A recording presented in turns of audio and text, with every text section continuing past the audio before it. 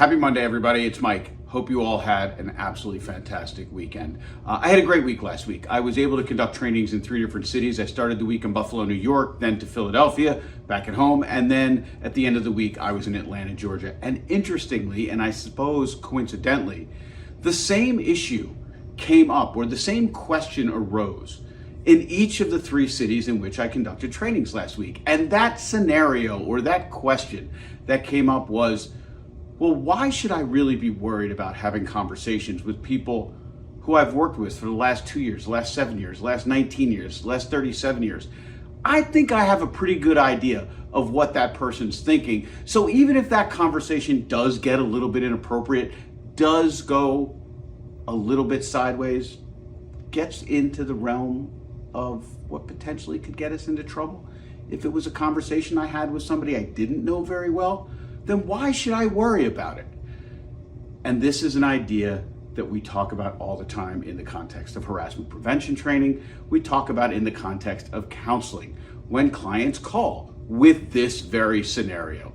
And that is, and let me say it as simply as I possibly can, folks, you have absolutely no idea what is going on inside the heads of the people with whom you work. And again, I love when I hear from people. I've worked with the same people for the last 2 years, the last 7 years, the last 19 years. I think by now, I have a pretty good idea of how that person thinks. I love when I hear that because that's the Mike Cohen full employment plan. You have no idea what is going on inside somebody else's head. I'm 53 years old. I have known my 2 closest friends on this planet for essentially the entirety of my life. I've known my buddy Mike for over 51 years. I have known my buddy Al for over 47 years. Mike, Al, and I, we have been through everything together. Elementary school, middle school, high school. I went to college with one of them. We've been through weddings. We've been through the births of our daughters. We have tragically been through the absolute worst of funerals. Highest to highs, lowest to lows. These guys are like my brothers. And during the course of that relationship, I have said things, and during the course of that relationship, unfortunately, I have done stuff that really offended them. I didn't mean to. My wife, Jamie, person on this planet with whom I am closest, and I will tell you on just about a daily basis. I say something that Jamie takes far differently than I intended. This is my spouse. This is my family. These are my best friends in the world. The people you work with, you have got to be kidding me. You have no idea. And here's the really scary part. The really scary part, you might be right. The conversations you're having with that other person, verbally, text, social media, may not bother that person at all, but y'all know how quickly circumstances change, don't you? Because check me on this. Maybe it's just me. You'll tell me. Maybe it's just me. Maybe I'm the only person whose sensitivities and whose perceptions are impacted by external factors, right? Rest y'all, steady Eddie. You don't go high, you don't go low. You stay right here in the middle, regardless of what's happening in your life or what's going on around you. Is that how the human condition works? For those of you who don't know, I conduct an awful lot of organizational training, somewhere in the neighborhood of 200 plus trainings a year. 2018, 2019, 2 craziest years of my life, conducted over 300 trainings each of those 2 years, no complaints at all, love what I do. But I had this one particular block of time back in 2018 that got a little bit rough. Beginning of April or beginning of May of 2018, I was on the road 33 out of 35 days. It ended the first week in May. I was in 4 cities in 5 days, 3 different time zones, ended on Friday in National Harbor, Maryland, right outside of DC. And I had to give 3 talks on that Friday. And I rolled out of the hotel where I was giving those talks. It was about 6 o'clock in the afternoon, and I was done. End of a long day, at the end of a long week, at the end of a long month. We've all been there. I was sick of the sound of my own voice. I was pissy. I was unpleasant at any speed. Uber driver came to pick me up, take me back to the train station so I could go home. And you know this guy. He wanted to talk. No. Headphones aggressively in ears. Uber rating be damned. I am, in fact, the crankiest human being on the planet at this moment. And about 5 minutes into that ride, I got a call from my older daughter, Mia, then 14. Hey, Dad. Hey, Peanut, what's happening? Not much, Dad. Hey, Dad, I was just calling to say thanks. But what did you do to your sister? Right? Because I did not often get unsolicited thank yous from my then teenage daughters. Dad, I'm just calling to say thanks. Mia, you are more than welcome, kid. But I have no idea what I did.